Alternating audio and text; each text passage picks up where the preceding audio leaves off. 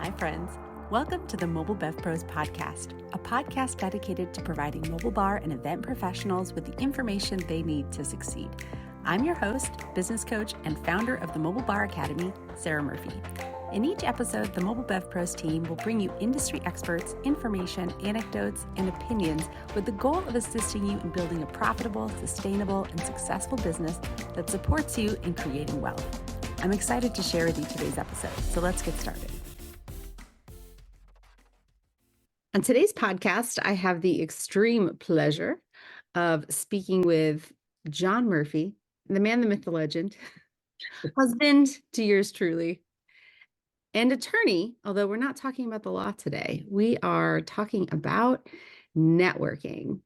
And it might be a little bit surprising to some of our listeners that as an attorney, you don't spend the majority of your time doing contract work or legal work, even though that would be lovely. But as an entrepreneur and a business owner yourself, you spend an inordinate amount of time networking. Yeah. I think any small business that's looking to find people that know, like, and trust them has to start with a solid foundation. And I think that foundation generally starts with making a lot of connections in your local business community, then the community in general, the broader community, and showing up for that community. And that's ultimately where I believe you get a lot more warm leads and referrals to and from people that will truly want to work with you. Yeah, I agree. And when I say that you spend an inordinate amount of your time networking, I want to give the listeners a little bit of context here, because my recommendation in general to my clients, and generally as a part of a strategy, as a beginner strategy, is to attend 2 networking events a month, networking events that are specifically aligned to who it is you're trying to network with. And I get a ton of pushback on that. 2 a month feels undoable for a lot of people. Yet you, and I actually reflected this back to you, and you were actually stunned by your own number, but you've attended over 150 networking events in the past 12 months. Yeah. It is a lot. It is pounding the pavement. That is for sure. Looking at it almost as a campaign. You're starting a small business and you're never really going to compete, especially in the legal trade field. You're never really going to compete with a Morgan and Morgan's marketing budget. I mean, their marketing budget is probably, 10 times the size of the majority of other small personal injury law firms combined. I mean, you're never going to compete with that level of marketing. And so what differentiates your product, your service, your business from other larger competitors in the field? And most often than not, that's the relationship that you're growing, and meeting people that go back to that paradigm of know, like, and trust, and growing and fostering those relationships takes a lot of commitment and dedication to showing up, and then keep going to the meetings, keep going to the Chamber of Commerce, keep going to those valued business partners in your local community. You're never going to compete with larger marketing budgets, but you can compete with relationships. And that's been our philosophy with Mercury Legal Group. And we're fortunate to have had a number of opportunities to engage our various communities. Now, you can't possibly go to 150 networking events over the course of 12 months and not learn a few things, a few pro tips, a few that worked really well and that I will never do again. One of the things you just mentioned was the keep showing up thing. And I remember very clearly when you shared with me that you hadn't necessarily considered the fact that your consistency at these events was as important as you showing up and putting your face there every once in a while or when it was convenient to you. Will you speak to that for a minute? Yeah. Being really dedicated to being consistent in whichever forum you kind of choose to be strategic with. Those 150 different networking events aren't all with the same organization, right? They're not all with the chamber. They're not all with, we have a local networking group in Nashville called Connect Nashville. They're not all with various trade organizations that specialize in providing professional development or resources to those in the events industry. Those are across number of different types of networking engagements. But where we chose to be really strategic and specific about which of those events are we going to dedicate, block our calendars for, and consistently show up, because those are going to be the ones that we are truly engaging with our target audience, we're truly engaging with our ideal clients. And those are the ones that we're saying, come hell or high water, that's the one we're going to make. Because what we've found is the first 2 or 3 times you show up, it's more of just a getting to know you. And then the next 3 or 4 event meetings, it's the knowing you and liking you. And then the next ones after that is know, like, and then trust you. But if you only make it through that first gate, 2 or 3 meetings or events with mostly the same people where they just know you, that's not enough to convert. They've got to know, like, and trust you. And let's say meetings 1 through 6 or 1 through 8, led to a few clients, and then obviously you still have to do the good work, doing that good work converted into trusting and then sharing. And then that's where referrals happen. And those are the warm and organic referrals that I think any small business is after, because those are the ones that are most likely going to become your later clients or customers. Yeah, and to add to that a little bit, I think the value of the know, like, and trust, you get to build those relationships with almost like those original individuals. But then you get to skip the know, like, and trust for the referrals of those original people, because they inherently trust that the person who's referring you has done the homework to already tackle the know, like, and trust obligations, right? And so it is a perpetually rewarding system if you can really lock in on the know, like, and trust with the original referrer, and then having that perpetuate into additional referrals. Yeah, they're validators, right? Whether it's someone that's validating the fact that they've worked with you, that they trusted you, that you've delivered exceptional value and exceptional work. And sometimes the validators become ambassadors almost, where as soon as a question comes up of, oh, I've got this contract, I've been working with this service provider, whatever the case may be, their immediate thought is, oh, well, you need to talk with Mercury Legal. That's an ambassador.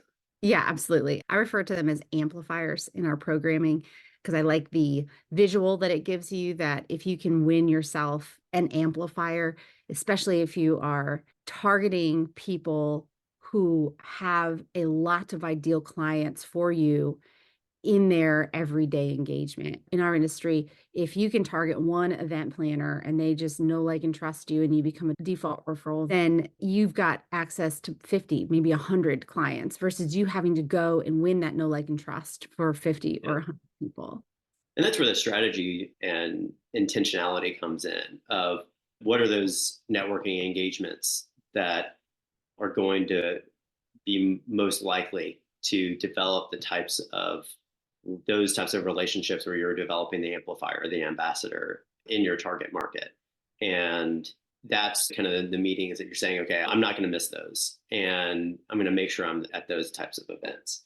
But going back to the question, I think that you had of, after having done 150 unique networking events in a year, having done a whole lot more before that, what are tips and tricks that have stuck with me, or that I've distilled down into some guiding principles? And I had a law school professor who used to say, you need to boil things down into like the golden rule of 3. There needs to be 3 things that you are committing to in your practice or in your approach, your operations.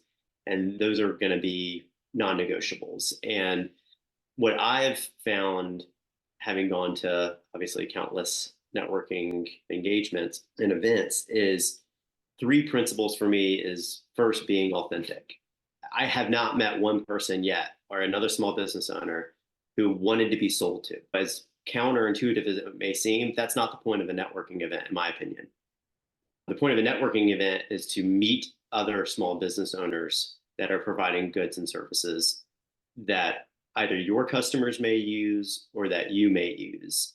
but it's understanding the small business community that you are a part of and really looking at it as being part of that community. You're not going to the networking event to make a sale. You're going to the networking event because you're part of this community and you want to know and meet people that are also part of this community, because it's tough, as we all know, being a small business owner.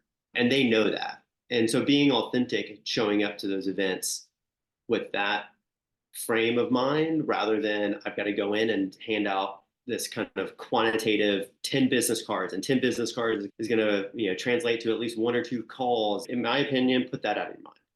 Go in, be authentic, engage people that know what it's like to be a small business owner, and just be authentic in that.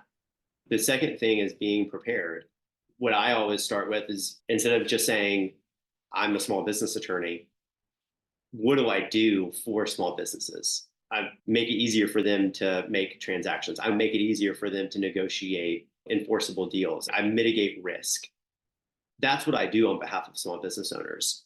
If I just said, oh, I'm an attorney, that's not descriptive enough to really engage that person about what part of this community I'm a part of. Obviously, you're there to meet other business owners, but once I have that kind of threshold conversation of what the other person does, I'm almost always talking about, how did they get into the field? What inspired them to go into that field? How long have they been a part of this small business community in this area? More often than not, people are going to remember that level of conversation than just talking about what I do and who I've done it for, and et cetera. And so just being prepared at least to have kind of those 3 questions that get to the heart of the who, what, and why of that person's background, I think is really helpful, because asking questions instead of responding to answers, I think, is a lot more engaging and insightful, honestly. I wanted to add something. When someone asks about you and you respond in a way that isn't just, I'm an attorney, by how you add value to the people that you work with, I call that a value statement. And I had one of our clients in our group program this week ask me, what's the difference between the value statement and the mission statement? Because I asked them both. And the example that I gave them was that with Bar Magnolia, our mission statement was to make great event bars easy for hosts, venues, and event planners. But that's a really shitty value statement, right? Phrasing it like that, it's almost there, but it's not quite there, right? A good value statement shares with the person that you're talking to what value you provide the people you work with. And that's the thing you want to have in your pocket. And in our programming, I actually have a little exercise where I ask people not just to write it down, but to practice it and to practice. Oh, right. Yeah, for sure. Because if you write it down, it sounds great, but then you go to regurgitate it at an event and you're just tripping all over yourself, which then makes you look like you're not even sure what you do. Yeah. Right? I mean, and so many networking groups have kind of moved towards, and I don't know if this is more of a local thing or not, but I suspect it's probably more widespread, of having lunch and learns where they go around the room and you basically have 30 seconds to do an elevator pitch. There's 2 points to that. One, it almost is never the elevator pitch that's going to get someone interested in what you do. That's where this kind of third principle of being responsive comes in, is really taking note of who is around the room and setting up a one-on-one conversation with that person who you think could then become an amplifier or an ambassador for your business, because that's really where the relationship starts. Then that networking event where you're pitching that 30-second or 60-second elevator pitch, that's just enough to know who you should be engaging for one-on-one conversation, grabbing a coffee or whatever the venue might be, lunch. And to your point, really honing in on distilling what is that value and mission that you actually provide, and getting that into a clear, concise, and correct statement that you know by heart. I mean, that's why they call it an elevator pitch, right? Because you only have so long and you've got to captivate that person's attention. Making bartending services easy for events might not be enough, but at least it's a start to start feeding in what is it that you make unique about that experience. A good value statement is 1 to 2 sentences at most, and it covers who you are, what you do, and how you serve. And how you serve should also include who you serve. So, for example, my mission statement said I make event bars easy for hosts, event venues, and venues. So I had already kind of been very specific about who I make great event bars Yeah. easy for. But with the value statement, I might want to go a little bit deeper than that. So it might be hosts, venues, and event planners who specialize in the luxury market, right? So now I've Yeah. said even more about who I'm Right. for. So if I'm talking to someone who's an event planner or a venue, or they know somebody who is one of those things, and I say luxury market, they're going to say to themselves, "Oh, I've got the perfect place," or "Well, I thought I had a referral, but now I know that's not the person that I should refer." So your value statement wants to do those three things: who you are, what you do, how you serve, and that includes the who. So if you can get all of those things in a 1 to 2 sentences, because I'm Yeah. telling you, you might have 30 seconds, but people are only listening for 7 of them. Right. Yeah. And that's actually exactly what I was just about to say. I mean, it is absolutely primacy and recency, right? Making sure that your name and business is obviously in the statement, and then closing with your name and business in the statement. People are not really paying attention for the full 30 seconds or 60 seconds or whatever the case may be. Especially if they're up next or they just went. If you're going in a circle, if you're about to go, you're thinking about what you're going to say. And if you just went, you're probably second guessing how that came Yeah. across, right? Oh, And for so sure. Yeah. at any given time, there's a subset of people who aren't actually hearing you. That's why it's important to repeat the important parts. There was a statistic that someone shared with me many years ago, and I don't even know if it's right, but that you have to say something 5 times for someone to understand 100% of it. So they are only really getting 20, 25% of it each time you say the thing. And so don't change. If you can, like going back to that consistency piece, like you keep showing up to that chamber luncheon, keep showing up to that business card roundtable, whatever the networking thing is in your area, keep showing up, because that 30, 60-second statement, to your point, they'll probably listen to about 7 seconds of it, but they might catch the next 7 seconds the second time you say it, and then the next 7 seconds the third time you say it. And so before long, they know all of your values and they know all of your mission if you keep going and keep being consistent, because they're not going to remember the first 7 seconds and you only go one time. Can we go back to that? Repeat yourself 5 times, because first of all, I love that. Dawn is going to edit this and she's going to have a good chuckle, because one of the pet peeves that I have, and you know this about me, I don't like to repeat myself, especially if I feel like I did a really good job of communicating it the first time. And so that's been a personal development thing that I've had to really come to terms with, especially in business, is that repeating myself is necessary. And it's not because they weren't listening, but it was reframed for me by Dawn not too long ago when she was reading a book. And I guess the Buddha always repeated himself 3 times. And he said that because on the first time, and I'm absolutely butchering this, so prefacing it with this, but the first time they hear you, the second time they understand you, and the third time they understand you. So it's one thing to hear the information, but they may not have anything to root it to, right? And then the second Yeah. time they hear it, like they're really listening. And then the third time they hear it, they're starting to integrate it into their understanding of the world and drawing the connections around all the other pieces. Yeah. And I don't even remember who shared that with me because it's been so many years ago, but I've often thought back to that, because in every professional environment that I've been in, I've consistently tried, after hearing that, to basically have, whether it's changing slightly the language, but having the exact same kind of outcome or call to action at the end of it, basically the same thing over and over so that it becomes concrete.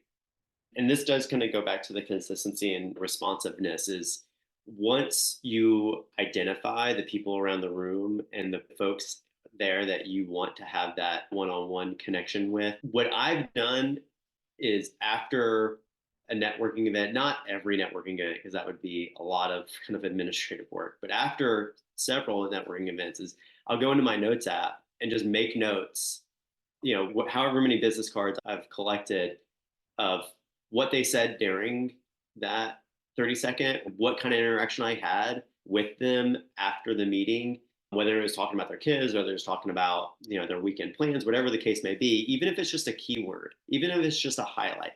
It's going on a boat this weekend. Because when I followed back up with them, and that's critical here with networking, is the follow up and follow through. If you know someone that you can connect a referral, easy referral to that person with, do it the next day.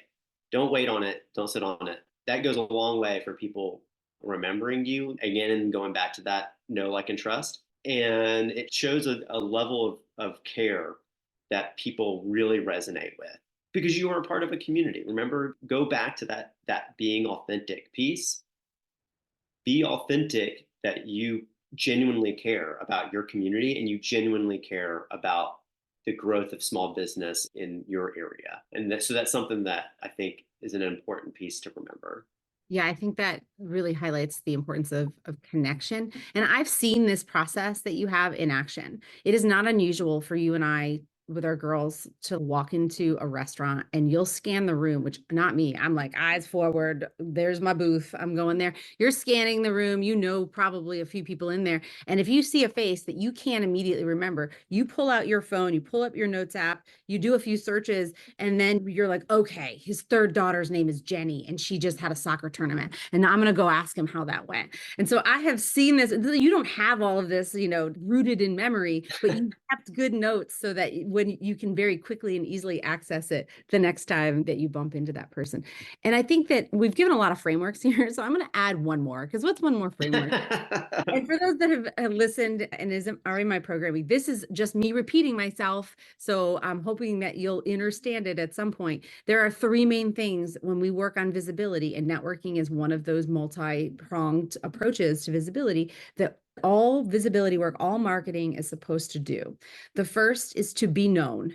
So when you're going and you're working on your know, like, and trust, literally the very first one is know, right? The second one is to be remembered. Nothing is worse than when you're like, who was that person I met in that network? That's a missed opportunity for a referral. If they don't remember you because they haven't seen you in a long time, you haven't been to the networking event, or you didn't make much of an impression with them, then when it comes time to them referring you and they can't remember you, like, your efforts are wasted there. So be known, be remembered. And the third part, which is really important, is they need to know how to use you. So for example, you, John, are a business and transactional attorney. And if someone knows and likes you and refers someone to you for estate planning or HR law, Right. like, that's a missed opportunity because they knew you, they remembered you, but they didn't remember who to actually refer to you, right? And that's not work that you necessarily do.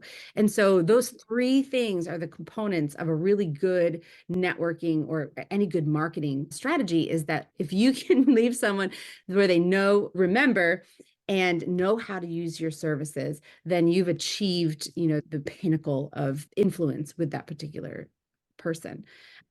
But it does take time and dedication and strategy and all the things. Yeah. Yeah. It's an intentional approach to relationship building. I've heard the term like business development. Like, I go to networking because it's business development. I've heard that phrase, and maybe it's controversial, but I don't see it like that.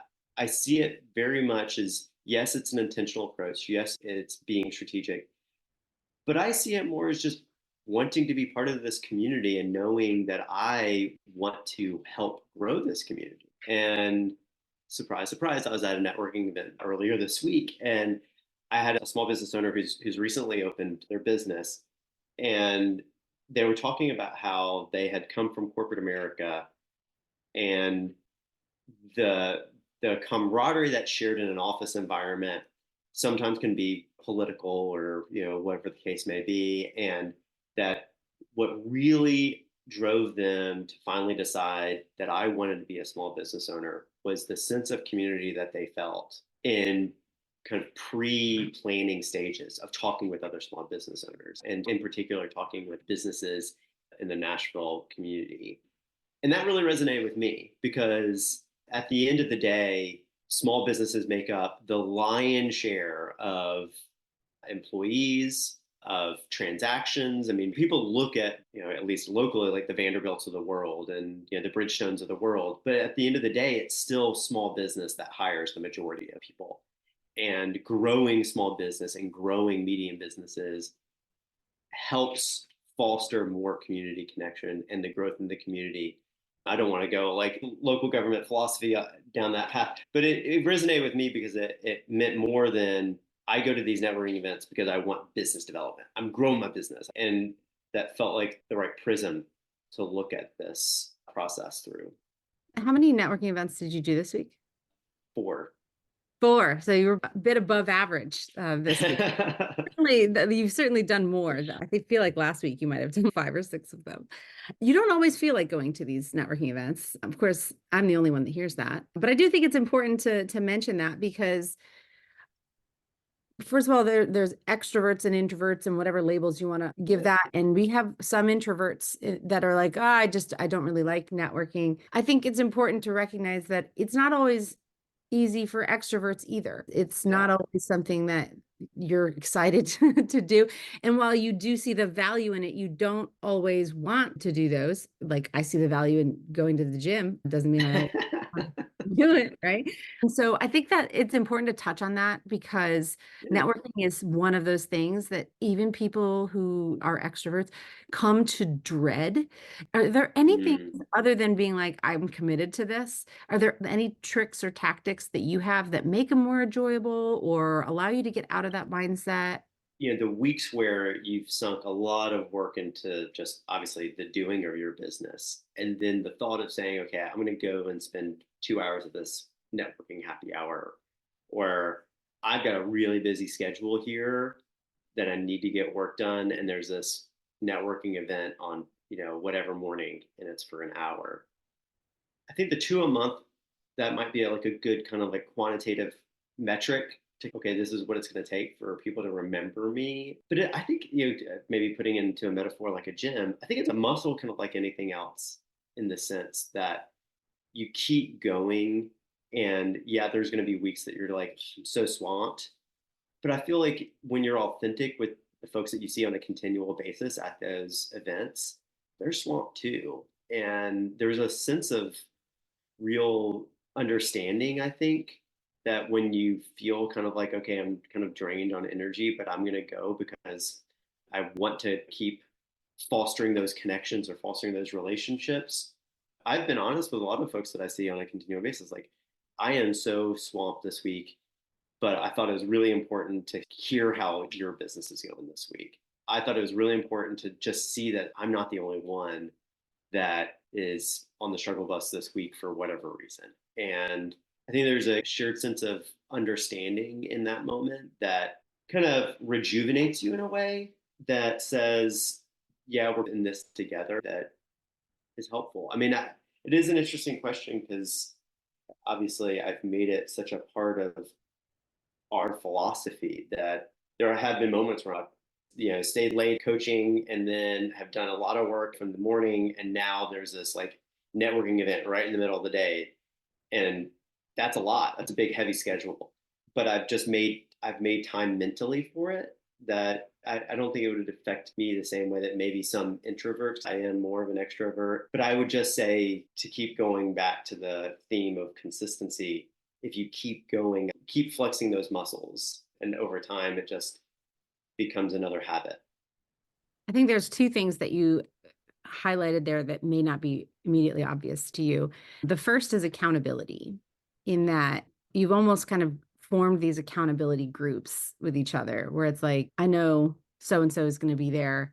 And if they're going to be there, I feel like I should be there. Like they're making the effort, I should make the effort. Right. And the second is somewhat related to the first. And that's like true, actual relationships, in that Right. Yeah. you feel a level of obligation and responsibility, but also actual interest in what's going on. Maybe you had a conversation, you want to see what the results were. Maybe you want to check in on them because they mentioned that they were struggling with a thing or that they had these situations that they asked you your advice about. So I think that in addition to, it's a muscle, and if you keep working it, it becomes easier.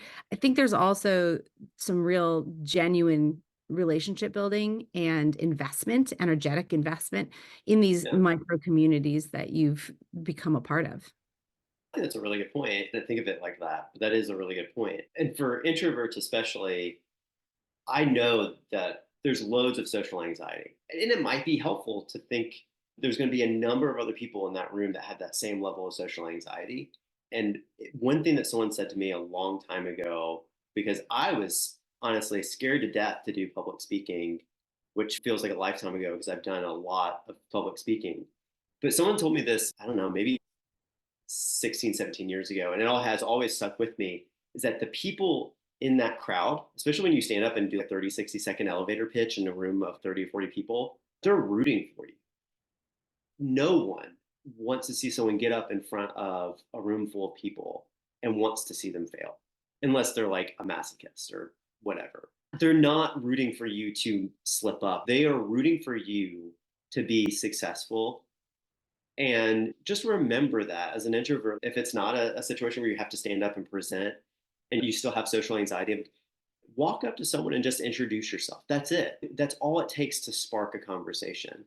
I am so and so with XYZ, and I do short sentence value statement. What do you do? And that one thing, it doesn't have to be an icebreaker of what song would you dance to, whatever. Like, it doesn't have to be an icebreaker. It just has to be take that first step of introducing yourself to somebody. And that is enough, I think, in my experience, to lift a lot of that social anxiety, because it starts fostering that flow of communication and that flow of conversation. And then it just becomes natural from there. I would agree. I also say, like, embrace the awkward. Listen, and I'm not an introvert.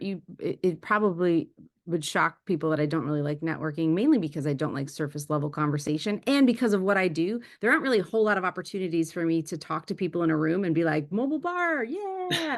Right. Like, it's super unique in like a local sense. Like, when we get people together at our annual conference, I'm networking my little heart out because people there get it. Right. But when we go these days to a networking event, and I attend some of them with you, it's a little awkward at first, but I embrace that awkwardness with the recognition that, like, that's an icebreaker in and of itself. There's those circles, right? And you kind of just shoulder your way in and you're drinking your little drink and you're listening around, and like someone's eventually going to notice you and you're like, oh, hi, I'm Sarah. It's an awkward moment, but it's one that everybody's familiar with. There's not a Yeah. single person who has gone to a networking event that hasn't had to elbow their way into a closed circle just so they weren't the lone person standing outside the circle. And so embrace the awkward and realize that you're safe in your awkwardness. Yeah. It's easy for us to feel like they're like the fight or flight. And that's where that anxiety comes from. Like, it's the end. I'm not safe here. You're totally safe. The worst thing that could happen is like you spill your drink all over yourself or someone else. And like, okay, you clean it up and you leave, try Yeah. Yeah. find a new Yeah. room. Well, and it's funny that you frame it that way, because I remember I heard an interview with Al Michaels, who is a sports broadcaster, for those that don't know. And he was talking about how it was with Terry Gross on NPR. And he was talking about, I don't remember exactly the specific question that she asked him, but his response was essentially, yeah, I still get nervous when I call games. Like, not even big games, not World Series, not Super Bowls, like just regular season games. And he said that he still gets nervous, and he's been doing it for what, 25, 30 years. I don't know. At that point, he had been doing it for still a long time. And I think he's still calling games.